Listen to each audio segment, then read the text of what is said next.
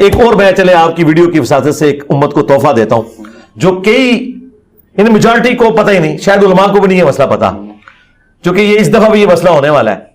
کہتے ہیں جی جمعے کی عید جو ہے وہ حکمران پہ بھاری ہوتی ہے۔ یہ مت کیوں مشہور ہوئی؟ اگلے زمانوں میں جمعے کی نماز حکمران نے پڑھانی ہوتی تھی، ٹھیک ہے؟ جمعے کی نماز کے لیے وہ گھر سے باہر نکلتا تھا، باقی نمازیں تو گھر میں انہوں نے اندر مسجدیں بنائی ہوتی تھی، جس طرح ابھی بھی وزیر اعظم ہاؤس میں اور پریزیڈنٹ ہاؤس میں بنی ہوئی ہے، لیکن جمعے میں اس نے پبلکلی آ کے خطاب کرنا ہوتا تھا، اور عید میں بھی۔ یہ دو موقع ایسے ہوتے تھے، وہ ونریبل ہوتا تھا، کوئی اس پہ دور سے تیر چلا سکتا ہے، لائف تھریٹ ہوتی تھی۔ تو اس لیے حکمران کی کبھی خواہش نہیں ہوتی تھی کہ جمعے والے دن عید آئے کہ ایک دفعہ صبح ونریبل ہو، اگر صبح کا چاند نکل گیا قاتلین کا تو کہنے کہ دیہڑی تینے آنا ہی ہے جمعے ٹائم، ہوں نہ اسی نو چھڑ دے۔ اس لیے وہ کوشش کرتے تھے کہ جمعے کی عید نہ آئے۔ وہ یہ نہیں ہوتا تھا کہ کوئی اور ایسے کوئی عجیب و غریب قسم کا، جیسا کہتے ہیں کالی بلی راستہ کاٹ دے، تو وہ یہ توہمات نہیں تھے، یہ ریئل پرابلم تھا حکمرانوں کے لیے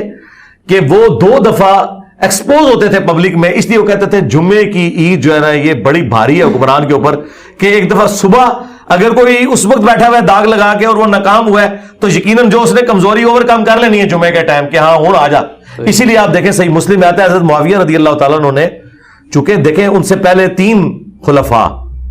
چیپلی شہید کر دیے گئے، حضرت عمر کو مسجد میں شہید کیا گیا، حضرت عثمان کو گھر میں، حضرت علی کو بھی مسجد میں جاتے وقت، تو حضرت معاویہ نے مسجد میں جانا چھوڑ دیا تھا۔ وہ مسجد کے ساتھ انہوں نے ایک ایڈجسٹنٹ کمرہ بنایا ہوا تھا، مقصورہ اسے کہا جاتا تا، جس طرح خان صاحب آج کل کنٹینر میں بیٹھ کے، یہ خان صاحب کا مقصورہ ہے جس میں انہوں نے بلٹ پروف شیشہ، میرے خیال جیب سے تو نہیں لگوایا ہوگا، گورنمنٹ کا ہی لگوایا ہے، تو اگر اپنی جیب سے لگوایا تو پھر تو بہت اچھی بات ہے۔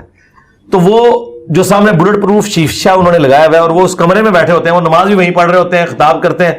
حضرت معاویہ رضی اللہ عنہ نے بھی ایڈجسٹنٹ کمرہ بنایا ہوا تھا، اور یہ میں کوئی ٹونٹ نہیں کر رہا، جو